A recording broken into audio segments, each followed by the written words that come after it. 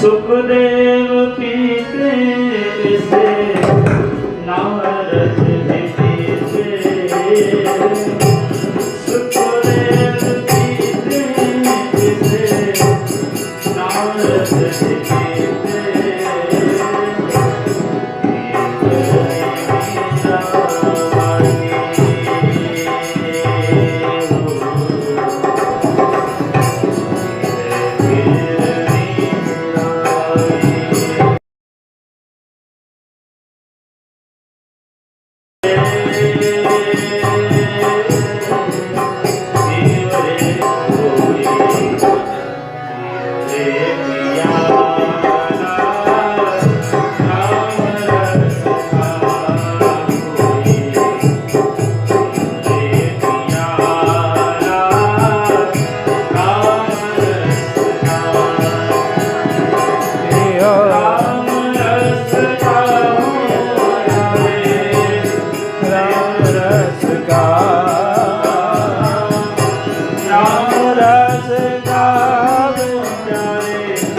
प्रेम रस का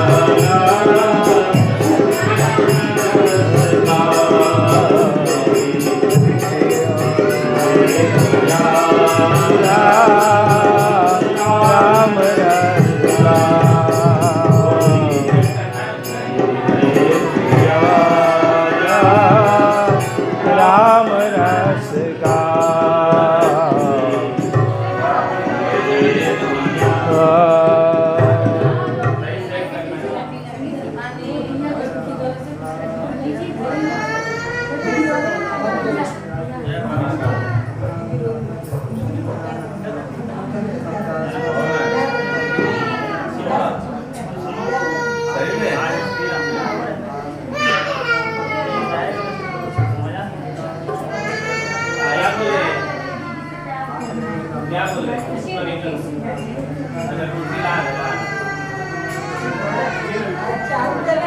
नहीं आप बैठिए नहीं हम ला रहे हैं माइक लग गया ये बना दो चीज नहीं है ना हमें लाना है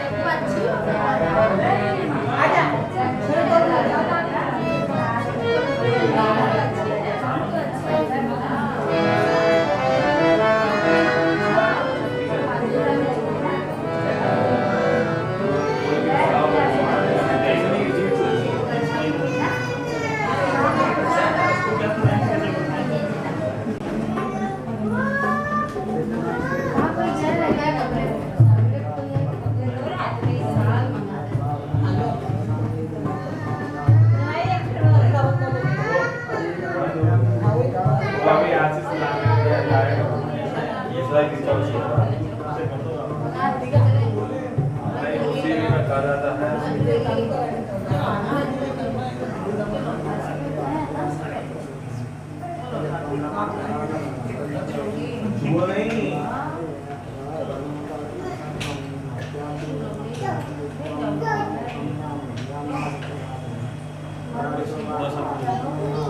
भैया को टीका लगा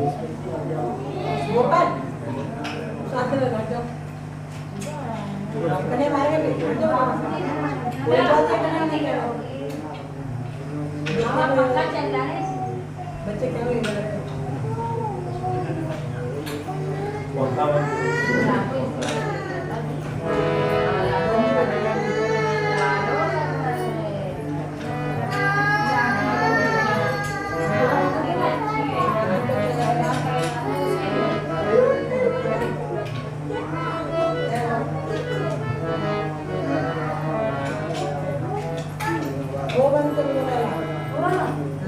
काय गेले दीपक का है ना, हाँ इसीलिए बनता है।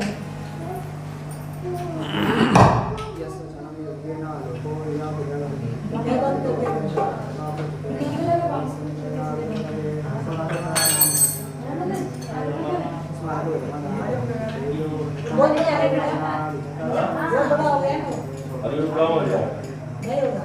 हो जाए कपूर लगना है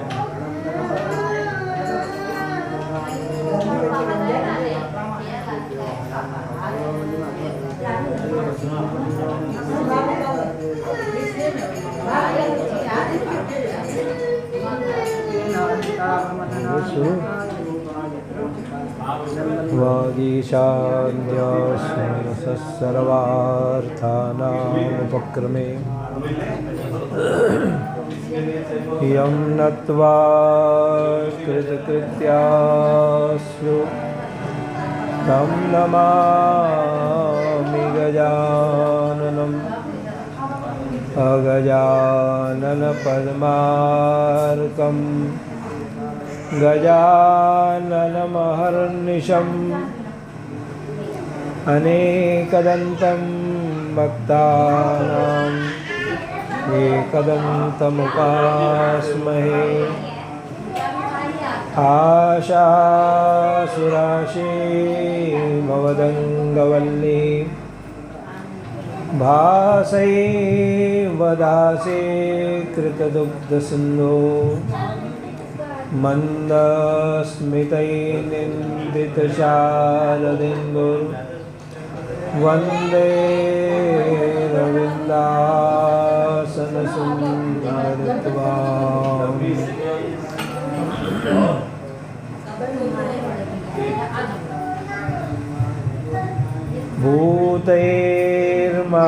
भूतैर्महद्भिर्यहिमा पुरो निर्मायशेते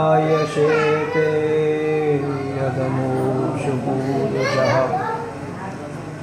भुङ्क्ते गुणांशो दशषोडशात्मकः सोऽलङ्कृशिष्टो भगवान् वचनांसि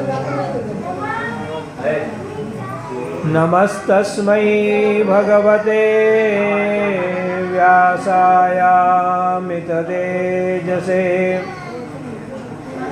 वपुर्ज्ञानमयं सौम्यं यन्मुखाम्बुरुहासवम् यं व्रव्रजन्तमनुपेतमपेतकृत्यं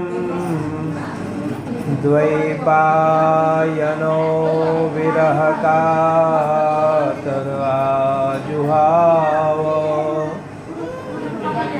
पुत्रेति तन्मयतया तरवो विनेदो तं सर्वभूतहृदयं मुनिमानतोऽस्मि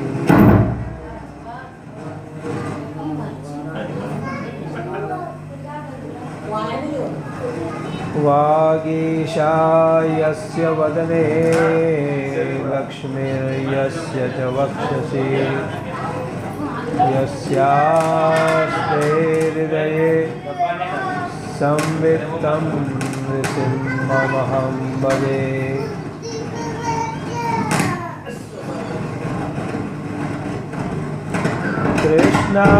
कृष्णाय वासुदेवाय हरये परमात्मने प्रणतक्लेशनाशाय गोविन्दाय नमो नमः।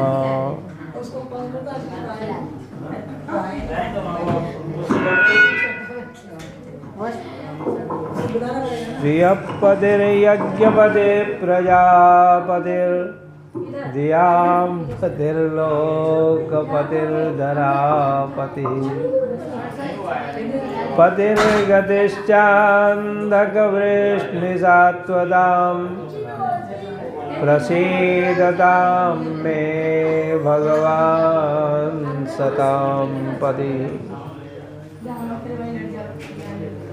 ध्येयं सदा परिभवग्नमवेष्टदोहम्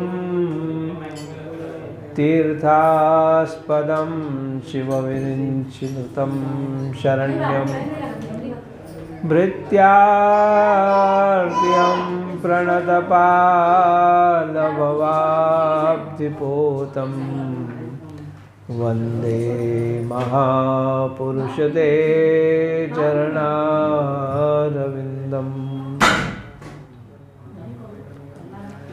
नारायणं नमस्कृत्य नरं चैव नरोत्तमं देवीं सरस्वतीं व्यासं ततो जयमुदीरये। भवानी शंकरौ वन्दे श्रद्धा विश्वासरूपिणौ याभ्यां विना न पश्यन्ति सिद्धा स्वान्तस्तमीश्वरम्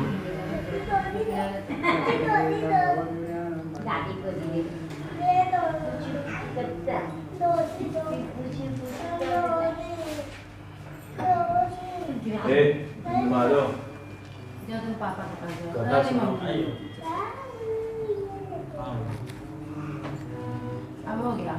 थोड़ा भगवान नाम का संकीर्तन करेंगे। कृष्ण गोविंद गोविंद गोपाला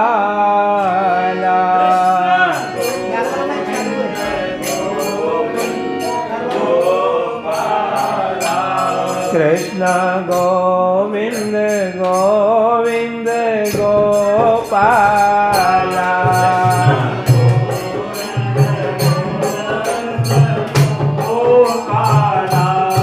कृष्ण गोविंद गोविंद गोपाला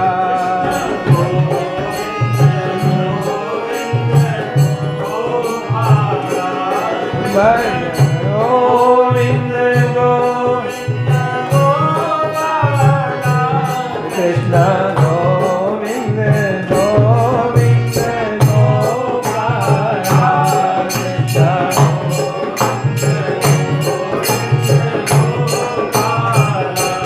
भज मुरली मनोहर नंदलाला भज मुरली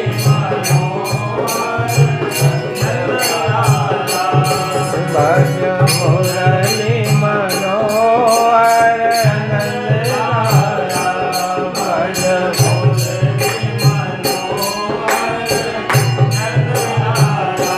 कृष्ण गोविंद गोविंद गोपाला कृष्ण गोविंद गोविंद गोपाला कृष्ण गोविंद गोविंद गोपाला कृष्ण गोविंद गोविंद गोपाला मुरली मनोहर नंदलाला भज मुरली मनोहर नंदलाला बोल बाके बिहारी लाल की जय। बोल बाबा विश्वनाथ की अन्नपूर्णा माई की बोल गंगा मैया की माला नहीं लाए हो, ये सब फालतू काम में लगे हो। पूजा तो कर ले। फिर वही बोल रहे थे ये सब इन सब कामों का क्या बाबा बन ले। काम क्या है तो नीचे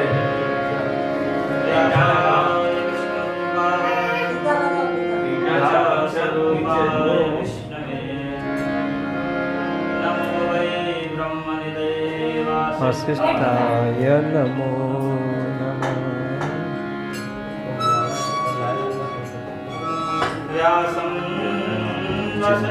भक्तारं शक्ते पौर्णकल्मषम्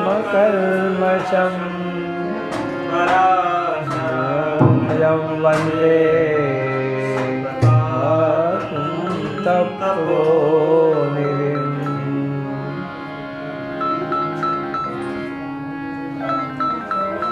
भजन ही बोल दीजिए बाबा। बोल सच्चिदानंद भगवान की जय।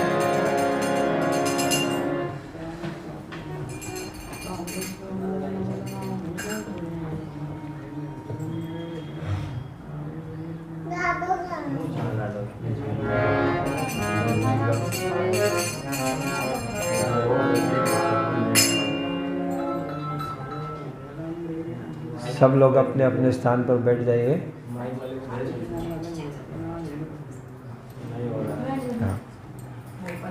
सच्चिदानंद रूपाय विश्वोत्पत्त्यादि हेतवे तापत्रय विनाशाय श्री कृष्णाय वयं नुमः। बोल बाके बिहारी लाल की जय। जय जय श्री राधे।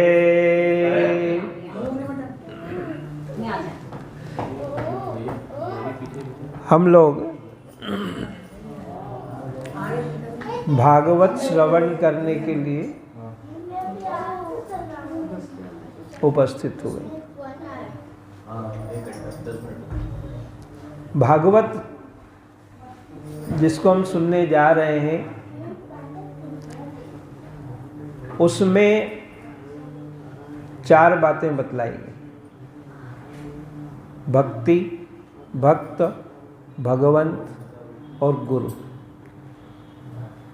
4 नाम हैं परंतु बात एक ही बताना। चतुर नाम वपु एक, एक के ही 4 नाम। तो भागवत में 4 बातें बतलाई जाएगी। एक भक्ति की कथा आएगी, दूसरे भगवान के भक्तों की कथा आएगी, तीसरे गुरु की कथा आएगी और चौथी भगवान की कथा आएगी, दत्तात्रेय की कथा आएगी, भगवान का वर्णन किया जाएगा।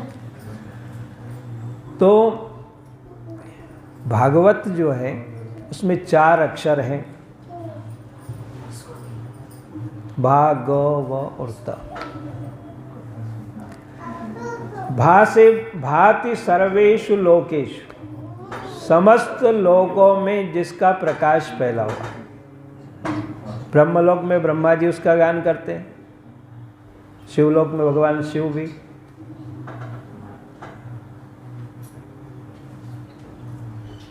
और भूलोक में जिसका प्रकाश, जिसके ज्ञान का प्रकाश सर्वत्र व्याप्त है, उसके प्रति सबका अनुराग है। भागवत के प्रति सबका अनुराग है, क्योंकि ये भगवान का वांग्मय स्वरूप है। मूर्ति कैसी है भगवान की? जो वाणी इसमें से निकल रही है वो ही भगवान का स्वरूप है, वांग्मय स्वरूप। उद्धव जी ने भगवान से पूछा कि आप तो ये अवतार का प्रयोजन पूर्ण होने के बाद स्वधाम चले जाएंगे, लेकिन बाद में क्या होगा?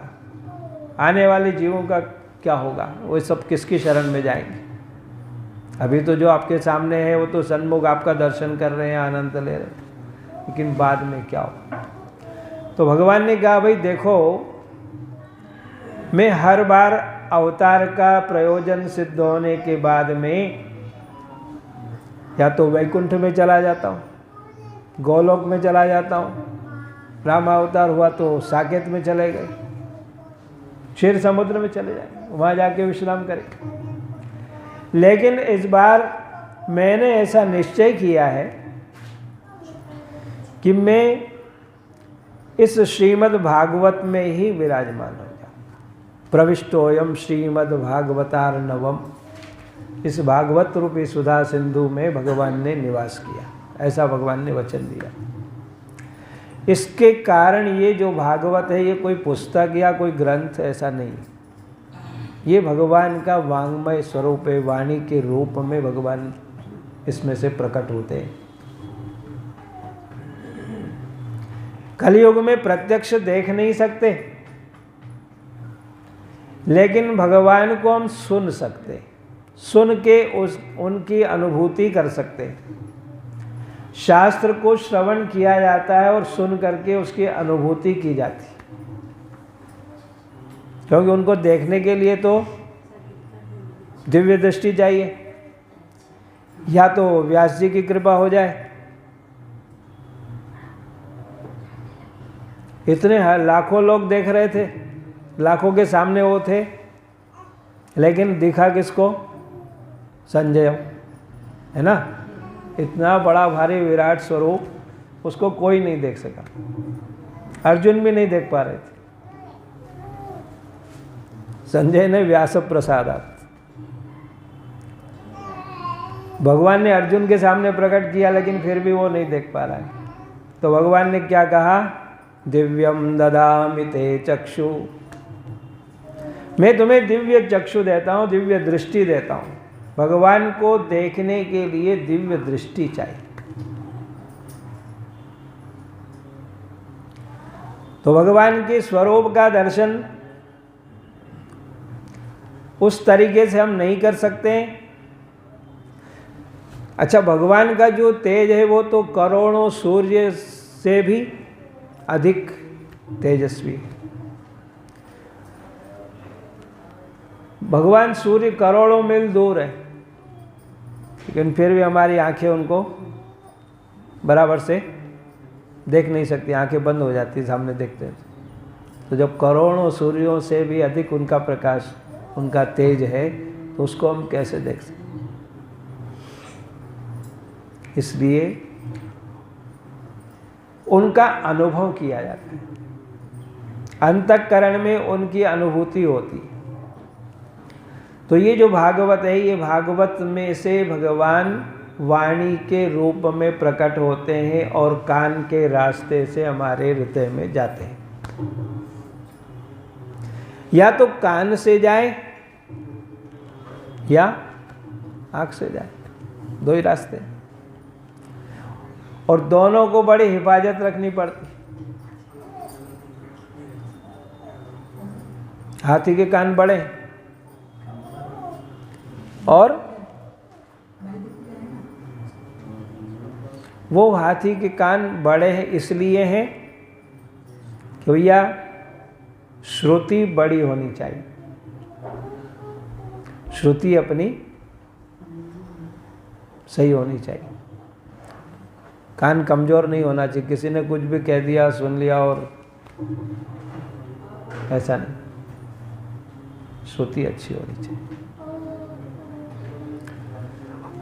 और नेत्र, भगवान ने इस सारे शरीर में कितनी इंद्रियां? 10 इंद्रिय, है ना। और सभी के लिए भगवान ने कोई ऐसा पर्दा नहीं बनाया जो आंखों के लिए बनाए। नेत्र की सबसे ज्यादा सुरक्षा, ये नेत्र हर कहीं भी हर कुछ देखने नहीं लग जाए। जरूरी नहीं कि जितनी चीजें आंखी को सामने आती सब देखना ही चाहिए, उसको छोड़ना भी पड़ता है। हम एक निश्चय कर के चलेंगे कि भैया हमको ये चीज़ देखना है, हमको इस चीज़ की ज़रूरत है, इसकी अपेक्षा है। तो जब बाहर जाते हैं, मार्केट में जाएं, किसी दुकान में जाएं, किसी ऐसी जगह पर जाएं, तो हमारा जो लक्ष्य निश्चित है कि हमको अमुक चीज़ की अपेक्षा है। हजारों चीज़ दिखती है, लेकिन हम उसमें से जो अपनी अपेक्षित है उसी को देखें। वैसे ही इन आँखों के द्वारा वही दृश्य देखना चाहिए, वही चीज़ देखना चाहिए जो इसके योग्य, तो बाकी सबको छोड़ो। आंख बंद करनी पड़ती, जो देखने लायक नहीं है उसके लिए आंख भी बंद कर लें। तो ये जो भागवत है, ये भागवत शास्त्र, इसमें 4 बातें हैं। भांति एक तो इसका प्रकाश सब जगह पर फैला हुआ है। ग माने ज्ञान। जिस भागवत का गान गीयते नारदादि, नारदादिक ऋषि मुनि, सनकादिक ऋषि मुनि जिसका गान करते हैं उसको भागवत कहते हैं।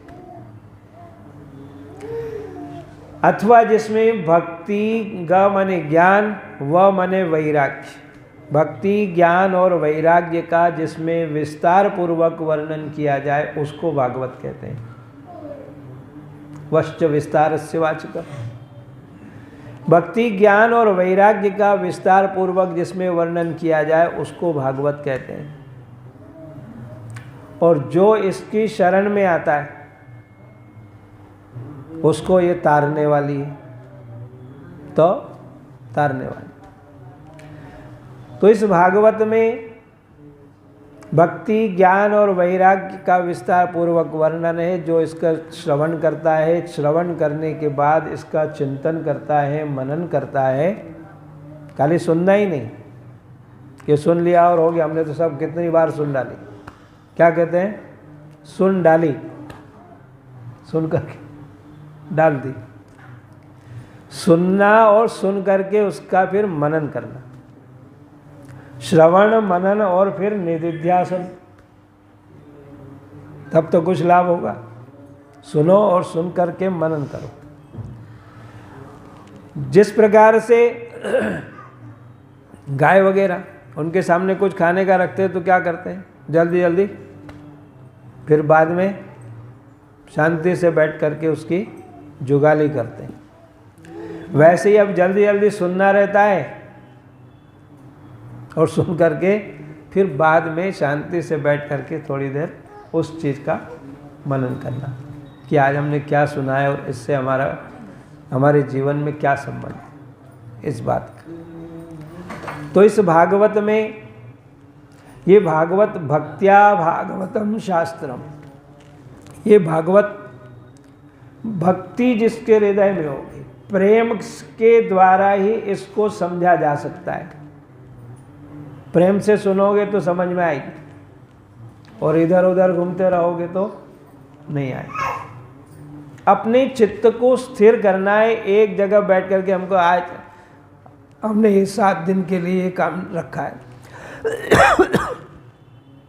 हम यही काम करेंगे। इसके महात्म्य में सब लिखा हुआ है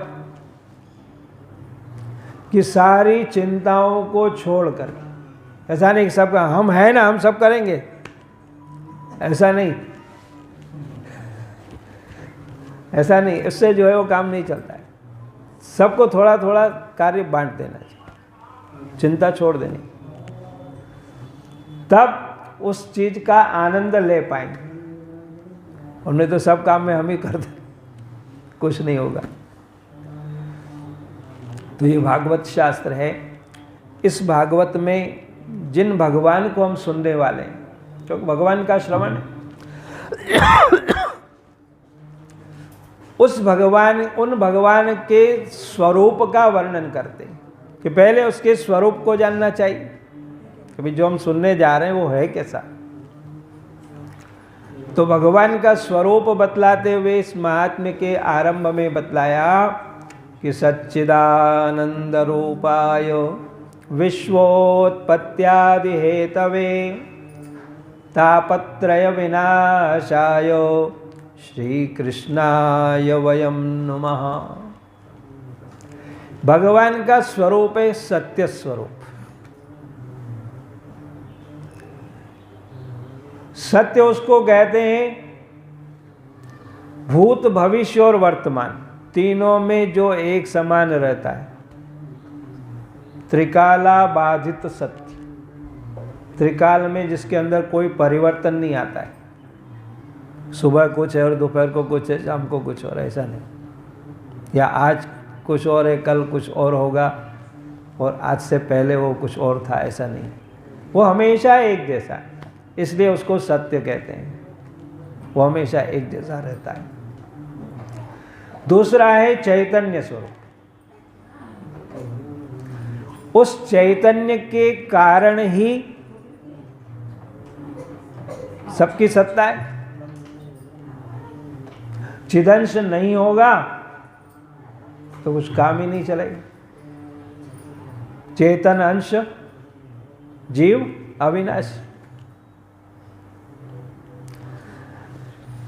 इसमें जब तक चेतनता है, ये जो माला है, ये फूल है, इसमें जब चेतन का अंश है तब तक आप इसको प्रेम से सजा करके रख सकते हैं।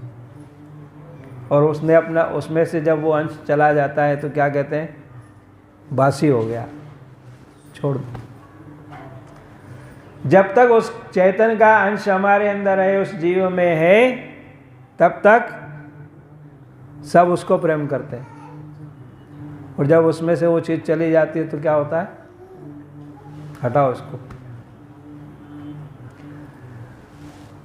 दूसरा परमात्मा का स्वरूप है आनंद स्वरूप। वो आनंद स्वरूप, आनंदमय जो स्वरूप है, उस आनंदमय स्वरूप को जानने के लिए प्रयास करते हैं। तीनों के लिए प्रयास, सत, चित और आनंद जानना बड़ा कठिन, लेकिन आनंद की अनुभूति होती, आनंद की अनुभूति करते। और वो आनंद, उसको ढूंढने के लिए लोग अलग अलग जगह जाते हैं। सबका आनंद अलग अलग है, आनंद तो एक ही है, लेकिन मनुष्य आनंद की तलाश में घूमता है। यहां मिलेगा, वहां मिलेगा। आनंद सिंधु मध्य तव वासा, है ना। आनंद के सिंधु में तुम्हारा निवास। आनंदाद वही खलो इमानी भूतानि जायन्ते। आनंद से ही ये जीव की उत्पत्ति है। आनंद के सिंधु में रहता है, लेकिन उसको जानता नहीं है, इसलिए बिन जाने कथम रस पियास। आनंद का सिंधु तो हमारे अंदर है। आनंद बाहर की वस्तु नहीं है, आनंद अंदर की वस्तु। कुछ लोग सोचते हैं भैया खाने में आनंद आता है, बढ़िया बढ़िया कुछ गुलाब जामुन मिले, रसगुल्ला मिले, खीर मोहन मिल जाए, रबड़ी मिल जाए, पूरी कचौड़ी मिल जाए, तो आनंद। आज तो आनंद आ गया, उसका आनंद उसमें। कुछ लोगों को पीने में आनंद आता है, अरे आज तो उसका आनंद उसमें। और कुछ लोग बोलते हैं आज तो बड़े आनंद से नींद आए, खूब सोए चकाचक। किसी को खाने में आनंद, किसी को पीने में आनंद, किसी को सोने में आनंद। सबका आनंद अलग अलग प्रकार का है। लेकिन भैया, अच्छा, किसी को कपड़े में आनंद आता है कि आज बहुत दिनों के बाद हमारी ऐसी इच्छा थी कि ऐसा ये वस्त्र, ये कपड़ा मिल जाए, ये साड़ी मिल जाए, ये अमुक चीज़ मिल जाए तो हमको आनंद है, बहुत दिनों से। और बनारस में गए, वो कहाँ, ये सामने वाला में मिलता है, जालंस में मिलता है। वहाँ गए, बढ़िया से बढ़िया देखे, और बहुत दिनों के बाद एक कोई नई चीज़ मिल गई तो अरे आज तो आनंद आ गया, मेरे बहुत सालों से इच्छा थी, मिल गई। फिर कन्हैया में गए, और ज्वेलर्स में हो, हाँ वो दूसरे चित्र मंदिर नहीं, कन्हैया ज्वेलर्स। और कोई ज्वेलर्स बहुत सारे हो गए अभी तो वहाँ जाने के बाद बोल गए ये चीज़ मिल गई, हमारी तो बहुत इच्छा थी, इस डिजाइन में कुछ मिल गया, तो उसको उसमें आनंद आता है। क्या वास्तव में उसमें आनंद है? यदि आनंद होता तो वो बेचता क्यों?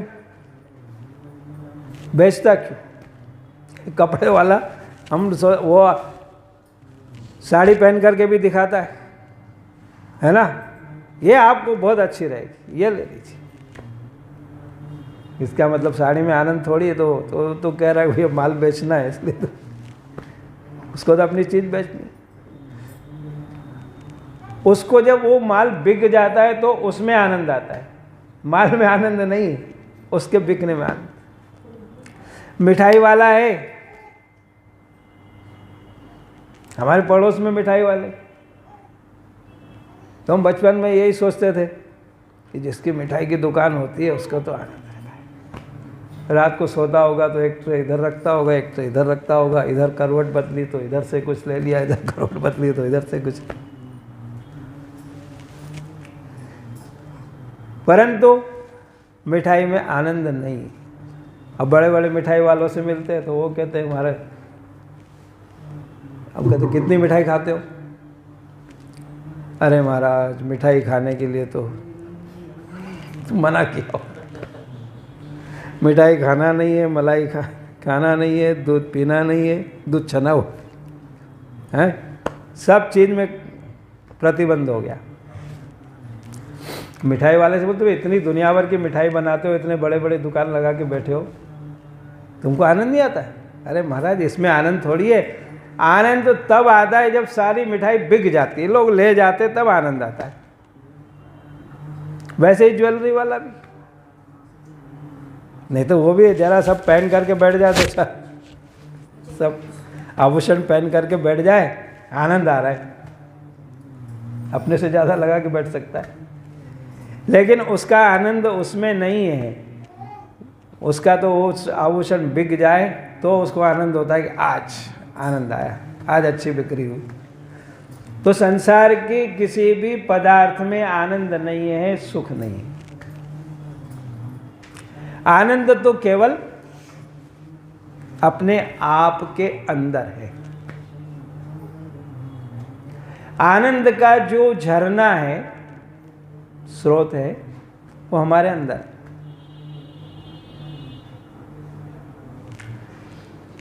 वो जो शावर होता है ना, उसमें कभी कभी कचरा अटक जाता है, तो फिर वो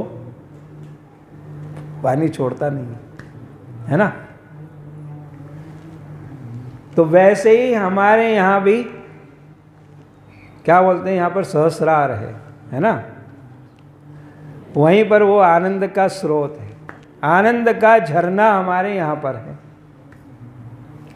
और वो आनंद के झरने में विषयों का कचरा अटक गया, संसार के विषयों को हमने स्वीकार किया, उसी के लिए हम रात दिन दौड़ते रहते हैं, इसलिए वो कचरा उसमें अटक गया और उसको स्वच्छ करना पड़ता है। उसको जब शुद्ध किया गया तो वो आनंद का झरना फिर से बहने लगता है। आनंद बाहर की वस्तु नहीं है। अमुक पदार्थ मिल जाएगा तो हम सुखी हो जाएंगे, हम आनंदित हो जाएंगे, हमको आनंद मिलेगा, ऐसा नहीं। जिसके पास वो पदार्थ है वो भी आनंद में नहीं। इसलिए आनंद क्या है कि हमारे अंदर है, और उस आनंद की प्राप्ति के लिए ही ये श्रीमद् भागवत सुनी जाती है, पढ़ी जाती है, कही जाती है। सबका आनंद अलग अलग, किसी को कहने में आनंद आता है, किसी को सुनने में आनंद आता है। सुनने में और सुनाने में सबका अलग अलग आनंद, लेकिन आनंद इसमें ही। अच्छा, खाली बोलने में आनंद आता हो ऐसी बात नहीं। दुनिया की सारी बातें बोलते रहोगे तो उसमें आनंद नहीं आएगा, वो आनंद अलग।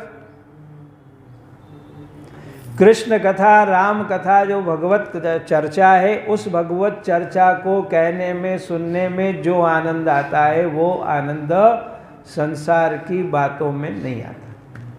वो थोड़ी देर के लिए अच्छी लगती, लेकिन बाद में। तो ये जो भगवान का दिव्य स्वरूप है, सच्चित और आनंद स्वरूप, उस परमात्मा को हम सुनेंगे। उसके बारे में सुनेंगे।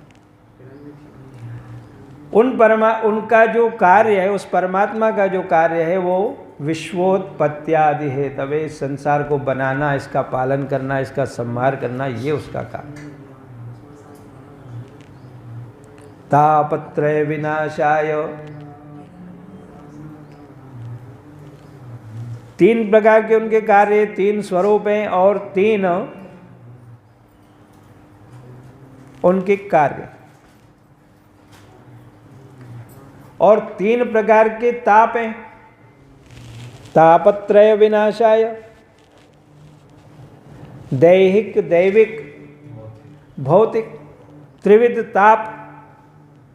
उन त्रिविध ताप का निवारण करने के लिए हम भगवान श्री कृष्ण को श्री कृष्णाय वयम नमः, भगवान को प्रणाम करते हैं। अब यहां प्रणाम किया, देखो भगवान से पूछते हैं कि भगवान आपको क्या प्रिय है। अब इनसे पूछे क्या आशीष ज्यादा प्रिय है, क्या आलोक ज्यादा प्रिय, क्या कहेंगे? तो भगवान को पूछा कि भैया, इनको यहाँ कहा कि श्री कृष्णाय वयम नमः। भगवान आपको चंदन प्रिय है कि वंदन प्रिय है? आपको चंदन अच्छा लगता है कि कोई हाथ जोड़ता है तो अच्छा लगता है? बोले दोनों ही अच्छी लगती है। कोई टीका लगाए, पूजा करे तो भी अच्छा लगता है, कोई हाथ जोड़े तो भी अच्छा लगता है। तो फिर बोले नहीं है, कोई एक चीज़ तो ऐसी होगी जो ज़्यादा अच्छी लगती है, कोई विशेष ज़्यादा प्रिय होता है। तो भगवान ने कहा भाई देखो, चंदन और वंदन दोनों में से मुझे वंदन ज़्यादा प्रिय, नमस्कार ज़्यादा प्रिय। क्योंकि चंदन जहाँ लगाया जाता है वहाँ ठंडक पहुँचाता है। दिमाग में लगाते तो वहाँ ठंडक हो जाती, शीतलता हो जाती। शरीर में लगाएंगे तो वहाँ ठंडक हो जाएगी। पहले लगाते थे, पूरे शरीर में चंदन लगाते थे। परंतु वंदन तन और मन दोनों की ताप को शांत करता है। मन भी शांत हो जाता है, और कितना ही गुस्सा आ रहा हो और जाके पाँव पकड़ लो, हाथ जोड़ लो, माफ़ी मांग लो, तो क्या होता है? तन मन दोनों शांत हो जाते हैं।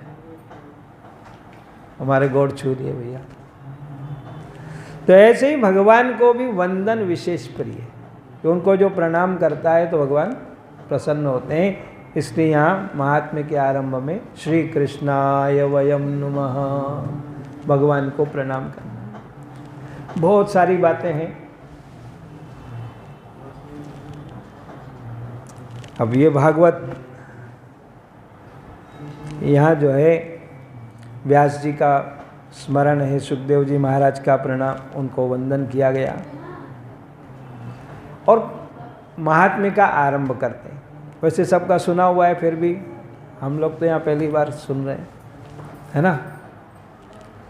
नैमिषारण्य में बहुत सारे ऋषि मुनि इकट्ठे हुए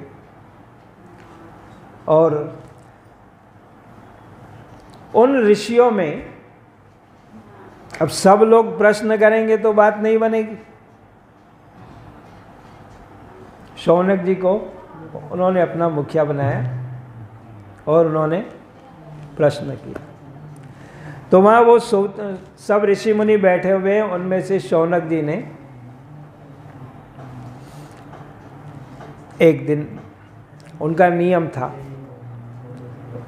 हमारी तरह गृहस्थी थे समझ लो, दिन भर दुनियादारी का काम करना और कुछ समय निकाल करके कुछ भगवान की कथा सुनना। भजन पूजन सब करते थे, यज्ञ यागादि सारे कार्य करना। और सब करने के बाद भी कुछ समय ऐसा निकालते थे कि जिसमें हम भगवान का नामस्मरण चिंतन करें। तो वहाँ पर सूत जी का आगमन हुआ और सूत जी महाराज ने जैसे ही आए तो शौनकादिक ऋषियों ने उनका अभ्युत्थान किया, उनको उच्च आसन पर बिठाया और उनका पूजन करके उनसे प्रार्थना की। कोई भी आता है तो आतिथ्य करते, पाद्य अर्घ्य वगैरह उससे पूजन करते। तो उन्होंने पूजन किया और उसके बाद उनसे प्रार्थना की। जो सुख पर अच्छी तरह से बैठ गए, कहा महाराज हम आपसे एक प्रार्थना करते, एक निवेदन करते। अज्ञानध्वांत विध्वंस कोटि सूर्य समप्रभ सूताख्या ही कथा सारम मम कर्ण रसायनम।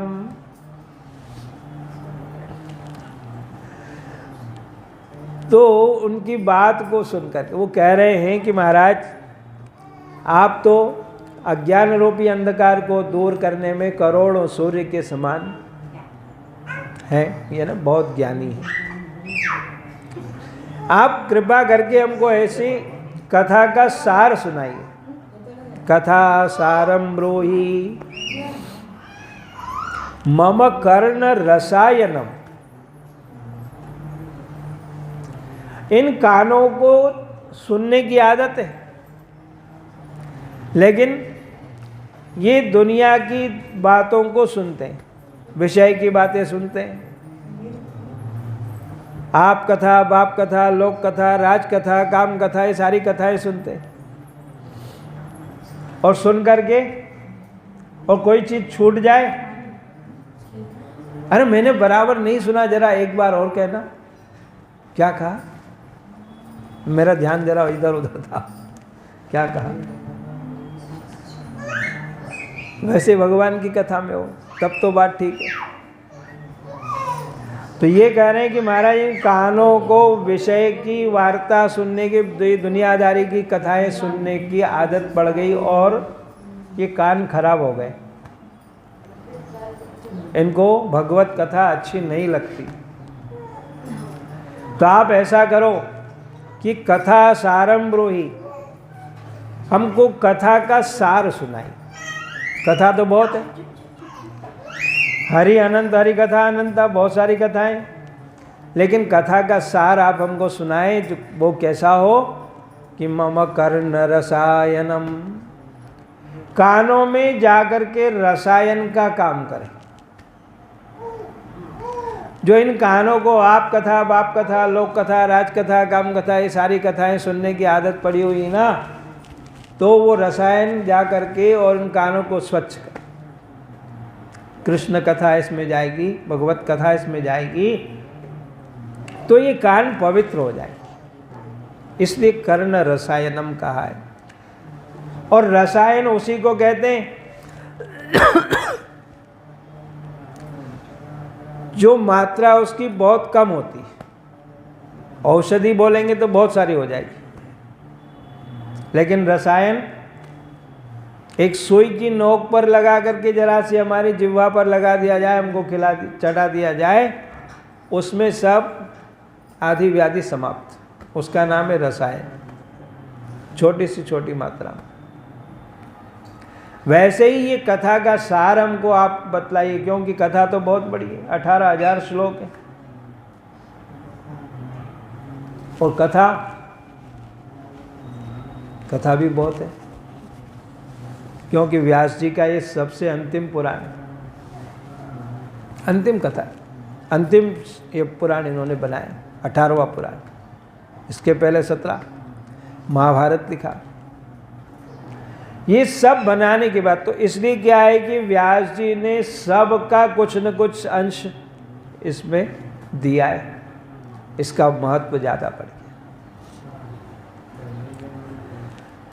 उन्होंने प्रार्थना की कि महाराज भक्ति ज्ञान की वृद्धि कैसे हो, माया मोह का निराश कैसे हो, और जो लोग अनेक प्रकार के क्लेशों से आक्रांत हैं उनकी शुद्धि कैसे हो, उनका कल्याण कैसे हो।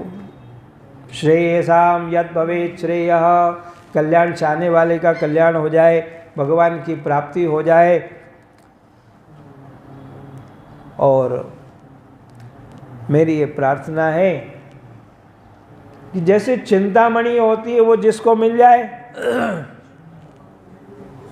चिंतामणि मिले तो वो क्या करती है कि संसार के सब सुख दे देती है जिसको मिल जाए।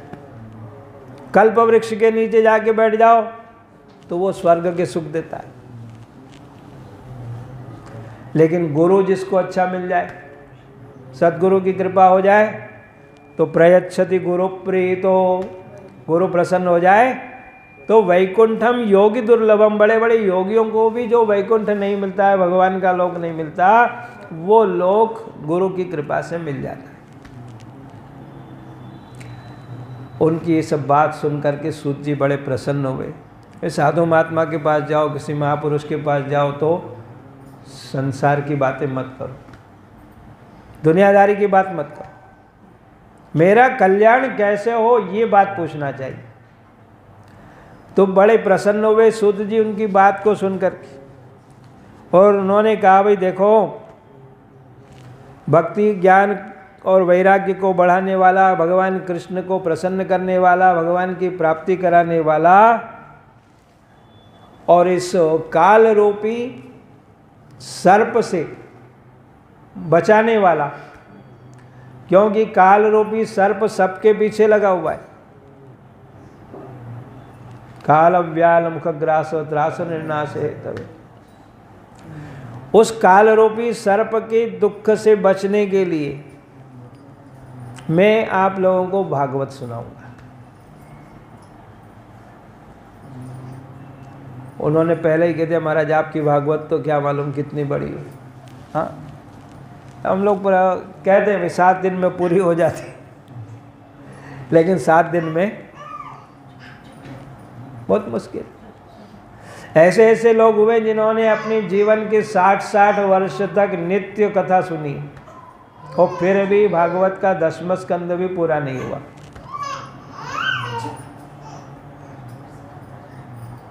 जोधपुर वगैरह के ऐसे राजा लोग हुए, एक ब्राह्मण रोज उनको कथा सुनाते थे और सारे जीवन भर कथा सुनी, फिर भी 10वें स्कंद से आगे नहीं बढ़ पाए, वो भी पूरा नहीं हुआ। क्योंकि इसमें इतना विषय, इतना मथन करने का वस्तु है, इसमें इतनी दिव्य बातें हैं कि जिनके ऊपर चिंतन मनुष्य करे तो सारा जीवन बीत जाए तो भी भागवत पूरी नहीं हो सकती। तो इसलिए शौनकादि ऋषियों ने पहले ही कह दिया महाराज कथा सारम ब्रूहि मम कर्ण रसायनम। सूत जी कह रहे हैं भैया मन की शुद्धि के लिए, भगवत प्राप्ति के लिए इससे बढ़ कर के कोई भी उपाय नहीं। ये भागवत सबसे पहले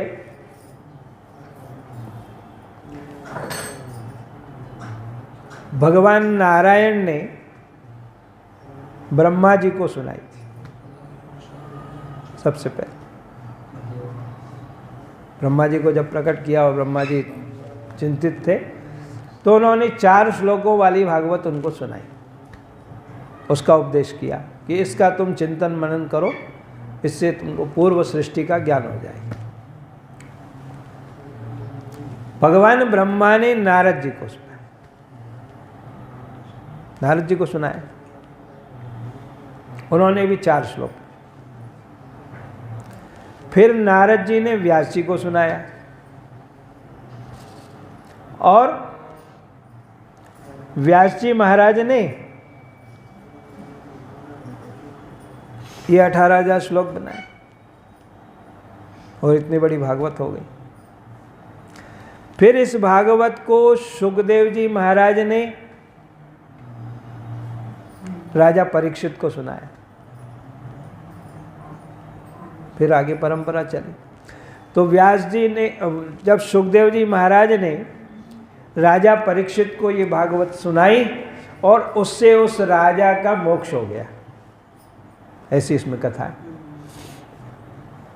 राजा के मोक्ष को देख करके ब्रह्मा जी को आश्चर्य हुआ, अरे ऐसा कैसे हो गया, ये तो वेद और उपनिषद का सार है ये भागवत, और इसका ऐसा प्रभाव हो गया। तो उन्होंने एक अपने यहाँ पर तराजू लगाई, उसमें एक पलड़े में भागवत जी को रखा, दूसरे में वेद शास्त्र सब चीज़ों को रखा दान पुण्य सबके फल को रखा। भागवत का पलड़ा भारी हो गया। उनको बड़ा आश्चर्य हुआ था। जब राजा परीक्षित को सुनाया जा रहा है तो उस समय में देवता लोग वहां पर आ गए। क्या लेकर के आए कि सुधा कुंभम गृहीत्वैव, अमृत का कलश लेकर के आए, स्वर्ग के अमृत का कलश। और आकर के सुखदेव जी को कहने लगे ऐसा करो, आपके इस यजमान को, इस चेले को मृत्यु का डर है, ये 7 दिन में मर जाएगा, तो इसको ये स्वर्ग का अमृत पिला दो तो ये कभी मरेगा नहीं, इसीलिए तो यहाँ आया है। तो ऐसा करो, इसको ये अमृत पिला दो। सुखदेव जी ने कहा भाई देखो, अब ये तो इसके लेने वाले की इच्छा के ऊपर। राजा को कहा भैया देख, तू कितना भाग्यशाली है, तू कितना भाग्यशाली है।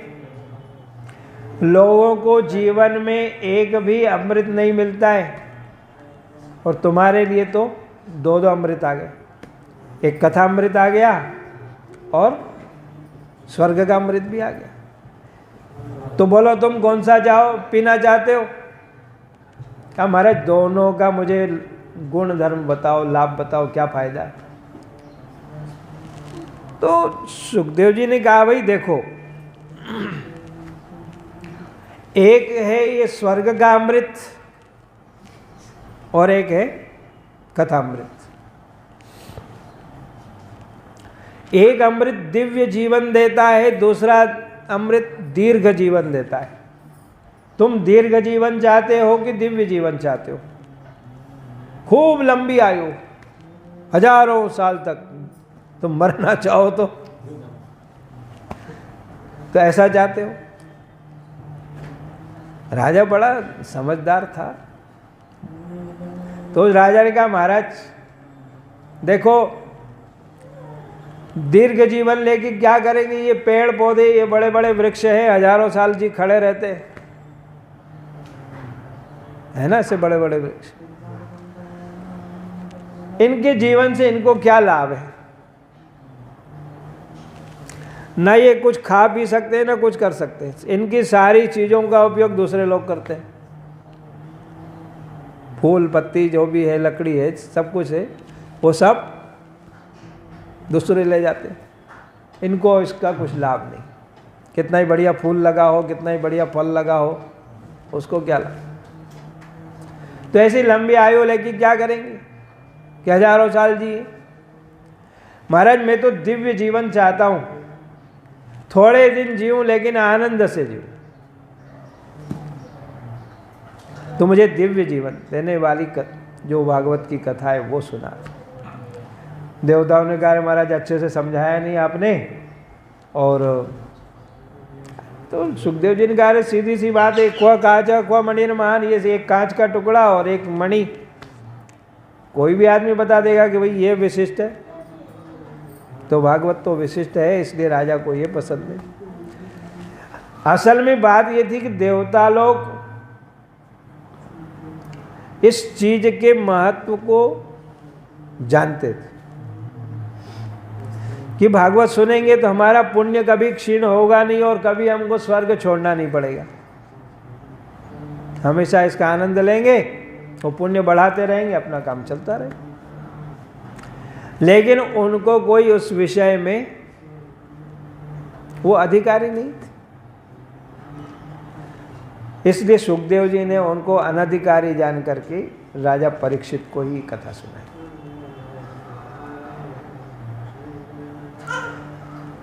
और उस राजा का कल्याण हुआ। अब एक बात ये बतलाई जा रही है कि भैया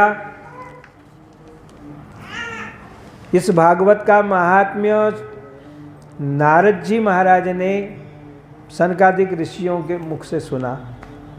तो शौनक जी ने प्रश्न किया महाराज उनको इतना टाइम कहाँ मिलता है, वो तो कहीं ठहरते ही नहीं है। कहा भाई देखो भागवत तो उन्होंने ब्रह्मा जी से सुनी और उसकी जो महिमा है वो सनकादिक ऋषियों से सुनी। एक बार की बात, नारद बाबा करेंगे, नारद जी महाराज जो हैं अनेक लोकों में घूमते हुए इस पृथ्वी लोक में आए और सब जगह जाकर के देखा भैया कहीं भी शांति नहीं है, सत्यम नास्ति, किसी के अंदर सत्य का वो जो है वो कुछ असर नहीं है, तप नहीं है, पवित्रता नहीं है, सफाई जरूर है लेकिन शुद्धि, दोनों में अंतर है। सब क्लीन है लेकिन शुद्धि नहीं, आचार नहीं। दया दानम न विद्यते, किसी के अंदर दया की भावना नहीं है, दान करने की आदत नहीं है। जो आया उसको एकदम मुट्ठी बंद करके वो तिजोरी में रख देते, उसको छोड़ने की इच्छा नहीं होती। तो दानम न विद्यते, दया दानम न विद्यते। बस उदरम भरिनो जीवा, केवल अपना पेट भर गया, अपने परिवार का पालन पोषण हो गया तो सब काम हो गया, बस सबका हो गया और किसी के बारे में वो कुछ सोचता नहीं है। उदरम भरिनो जीवा। बहुत सारी चीजें देखी उन्होंने इस पृथ्वी पर यात्रा करते हुए। अब लोगों की स्थिति कैसी हो गई, मंद हो गए, कमजोर हो गए। मंदा सुमंद मतया, हर चीज में मंदता आ गई। अब खाएंगे पिएंगे नहीं तो मंद, कमजोरी तो होगी। खाना पीना है नहीं, दूध नहीं पीना, घी नहीं खाना, कुछ भी नहीं खाना, सूखा सूखा। मंद मतया, बुद्धि कमजोर हो गई। और मंद भाग्या, चलो बुद्धि कमजोर है, सब बातें कमजोर है लेकिन भाग्य तो अच्छा है। कहते हैं कि भाग्यवंतम प्रसूये था माँ शूरम माँ च पंडितम। शूरवीर भी नहीं चाहिए, पंडित भी नहीं चाहिए, भाग्यशाली हो तो सब काम बन जाएगा। तो मंद भाग्या, अब भाग्य भी कमजोर, सब तरफ से कमजोर है तो फिर क्या होता है, युपद्रता, गुस्सा बहुत आता है कि भाई चलो शांति से बैठा रहे तो ठीक है, लेकिन जब सब चीज़ की कमी है तो गुस्सा बहुत आता है, उससे सारा काम बिगड़ जाता है। दिखावा ज़्यादा रह गया लोगों में। पाखंड निरता संतो विरक्ता सपरिग्रहा।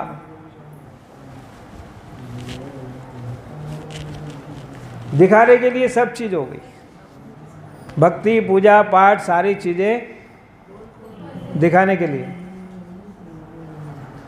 बोला ये प्रवचन कौन कर रहा है, हल्ला कौन कर रहा है इतने जोर जोर से? कहे मोहनी बाबा। बाल बच्चे किसके हैं? ब्रह्मचारी जी। और सामान किसका आया ट्रक भर के? त्यागी जी महाराज का। त्यागी जी महाराज का। किसका सामान है? त्यागी जी का।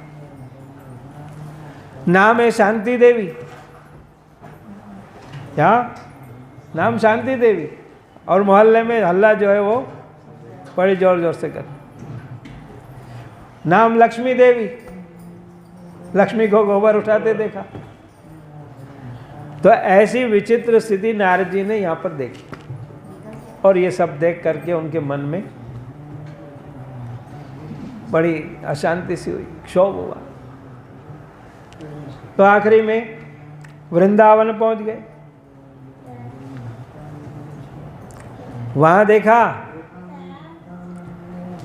कि भैया एक युवती स्त्री बैठी हुई है और बहुत सारी स्त्रियां उसकी सेवा में, कोई उसको पंखा कर रही है, कोई उसको चवर डुला रही, कोई उसको जो है जल की झारी लेकर के खड़ी हुई है, उसको समझा रही है, सांत्वना देने की कोशिश कर रही है। और दो बूढ़े उसके पास में सोए हुए, वो बड़ी व्यग्र है।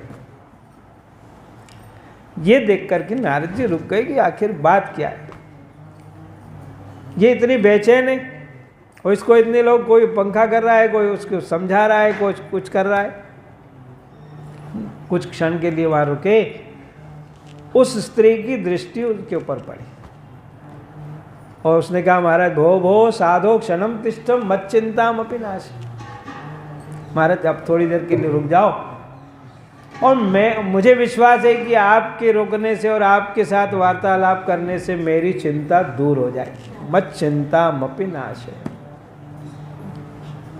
आज जी ने पूछा, भाई क्या बात है, तुम्हारी ऐसी स्थिति क्यों है? कहा, महाराज उत्पन्ना द्रविड़े साहम है वृद्धिम कर्नाटके गता। वहाँ दक्षिण में मैं प्रकट हुई हूँ, पैदा हुई हूँ, और इस प्रकार से आगे बढ़ती गई। क्वचिन क्वचिन महाराष्ट्र में कहीं कहीं, और गुजरात में गई तो एकदम बूढ़ी हो गई। लेकिन भक्तों की संख्या तो महाराष्ट्र और गुजरात में कम नहीं। उस समय की ऐसी स्थिति रही होगी कि भक्त तो बहुत सारे हुए। महाराज यहाँ आने के बाद मैं तो जवान हो गई। संसार में देखा जाता है कि माँ बूढ़ी होती है, बच्चे जवान होते हैं, लेकिन यहाँ आने के बाद मैं तो जवान हो गई, मेरे बच्चे बूढ़े हो गए। ज्ञान और वैराग्य दोनों मेरे बच्चे हैं, इनको यहाँ पर कोई चाहता नहीं। उस समय ऐसी स्थिति थी, लोग भक्ति तो करते थे लेकिन ज्ञान वैराग्य को नहीं चाहते। ज्ञान की भी अपेक्षा होती है, ज्ञान के बिना भक्ति कैसे होगी, वैराग्य के बिना कैसे होगी, जोड़ा है। नारद जी महाराज, मैं यहाँ से इस स्थान को छोड़ करके जाना चाहती हूँ, ये बच्चे उठते नहीं। तो नारद जी ने बहुत सारे वेद मंत्रों को श्रवण कराया, उपनिषद सुनाई, और बड़े जोर का हल्ला किया, हे ज्ञान उठो, हे वैराग्य उठो, लेकिन उठे नहीं। और बहुत शोर होने के बाद यदि उठे भी तो थोड़े से उठ करके आंखें मसली, क्या बात है, क्यों उठाया? अभी लोग कैसे उठते? चाय बन गई, चाय बन गई हो तो उठे, और फिर सो, नहीं अभी नहीं बनी, अब बना रहे, तो फिर सो जाते। वैसे वो बोले, क्या बात है, क्यों उठाया? फिर सो गए। नारद जी ने देखा अब क्या, सारा उनका प्रयास व्यर्थ हुआ। फिर आकाशवाणी हुई और उसने कहा कि भैया इस कोई सत्कर्म करो। अरे जिसने ये बताया वो ये भी बता देते कि भाई सत्कर्म, अमुक कार्य करो तो तुम्हारा काम हो जाएगा। तो वो सत्कर्म की तलाश में नारद जी ने भक्ति को आश्वासन दिया कि यदि मैंने तुम्हारा कार्य नहीं किया, तुम्हारा प्रचार नहीं किया, तो मेरा नाम नारद नहीं। ऐसे करके वो चले गए। अनेक लोगों से उन्होंने पूछा है। उसके बाद बद्रिकाश्रम की ओर जा रहे थे और वहाँ से सनकादिक ऋषियों का उनको दर्शन हुआ, उनके साथ वार्तालाप हुआ। नारद जी की स्थिति ऐसी थी कि जैसे किसी का कुछ धन चला जाए, गतवित्तो यथा जना, इनका तो कोई संग्रह है नहीं, लेकिन उन्होंने सामने से आते हुए सनकादिक ऋषियों को नहीं देखा। इस कारण से सनकादिक ऋषियों को लगा क्या बात है। उन्होंने पूछा, कोई पहचान वाला सामने से निकले और हम ऐसे ही निकल जाए बिना बोले, बिना राम राम की, ये क्या बात है। उन्होंने भी नारद जी को पूछा, क्या बात है, आप ऐसी चिंता में क्यों हैं? तो नारद जी ने ये सारी घटना सुनाई कि मैं इस प्रकार से पृथ्वी में गया था, फिर वृंदावन में मैंने ये आश्चर्य देखा और अब मैं यहाँ आया हूँ। तब सनकादिक ऋषियों ने कहा, महाराज आप चिंता क्यों करते? ये साधन तो आपके द्वारा ही पहले बतलाया गया है कि ज्ञान वैराग्य का जागरण हो, उनके प्रभु वो जागृत हो जाए, इसका उपाय तो आपने पहले ही बताया। इसके लिए हम लोग भागवत का आयोजन करेंगे। नारद जी ने भी मन में कहा, अरे ये भागवत क्या, हाँ, वेदोपनिषदाम साराज जाता भागवती कथा।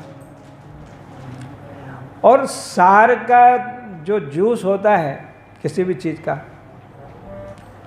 उसमें शक्ति ज़्यादा होती है। इतने सारे फल खाए, एक गिलास जूस पी ले, काम हो गया। इसमें ही ऐसा ही बतलाया गया कि देखो दूध में घी रहता है, लेकिन जब उस घी तो, क्योंकि घी रोटी में लगाने से घी तो नहीं आएगा, उसमें थोड़ा दूध घी तो रहता ही है, इसमें लगा दो या इसी में पूड़ी बना लो, पूड़ी छान दो, नहीं होता। उसमें से पृथक्करण होने के बाद जो तत्व निकलता है, सार निकलता है, वो विशिष्ट होता है, उसको कहते हैं घी। मक्खन निकलता है, फिर उसका घी बनाया जाता है। गन्ने के रस, गन्ना जो रहता है पूरा ही मीठा रहता है, जड़ से लेकर के ऊपर तक, लेकिन उसमें से वो रस निकाल करके पृथक भूता जसा मिष्टा, कि थोड़ा सब चलो चाय में वो डाल दो, दूध में डाल दो, उसकी खीर बना लो, ऐसा तो होगा नहीं कि रस डालने से काम चल जाए। वो जब शर्करा के रूप में उपस्थित होता है तो एक चम्मच चीनी छोड़ने से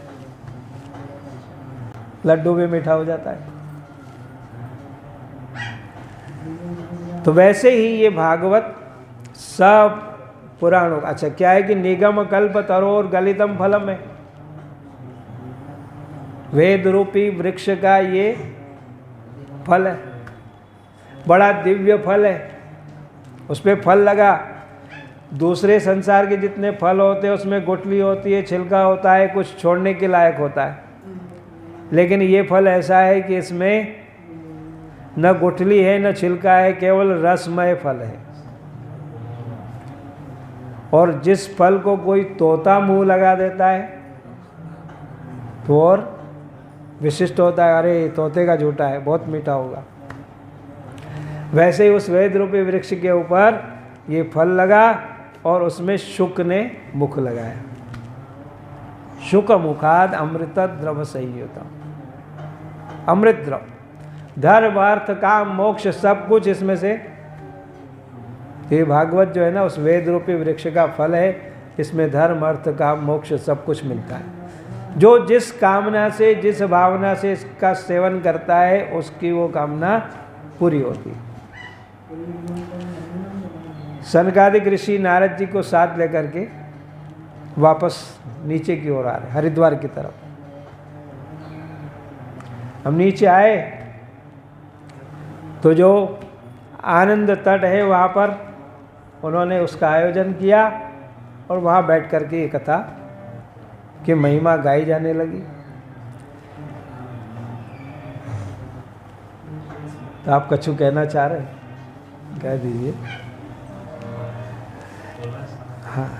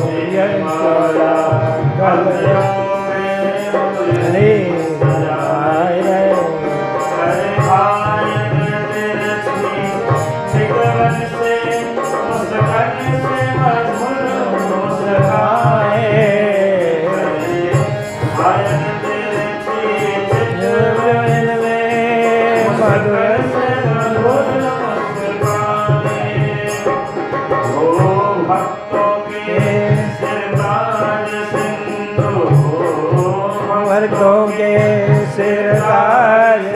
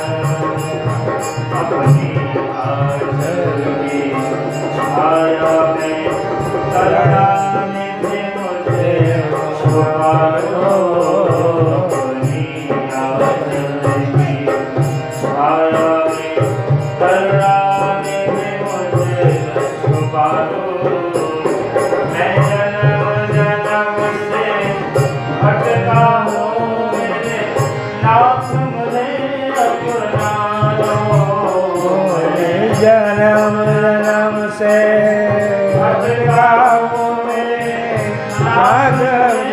अपना लो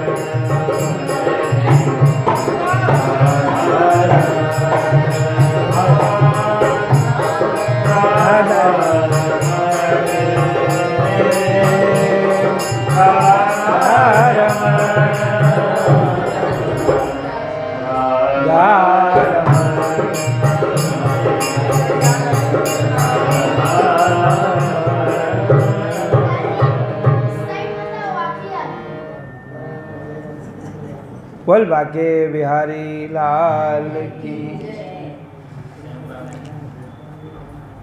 नारद जी महाराज संगादिक ऋषियों के साथ पर आनंद तट पर विराजमान हुए और जिसको ये खबर मालूम पड़ी सब लोग वहाँ पर भागवत श्रवण करने के लिए आने लगे। जिन जिन ऋषियों ने जिनके रास्ते में आश्रम पढ़ते थे, भृगुर वशिष्ठ च्यवनश्च गोत्र मेधा तिथिर देवल देवरातो, ऐसे सब ऋषि मुनि सहपुत्र शिष्या अपने परिवार के साथ अपने शिष्यों के साथ वहाँ पर उपस्थित हो गए और बड़े आनंद से ये भागवत के महात्म्य का वर्णन होने लगा। अब इसके आगे का जो प्रसंग है वो विश्राम के बाद में ठीक 4 बजे से आरंभ करेंगे। बोल सच्चिदानंद भगवान की जय। राधा राधा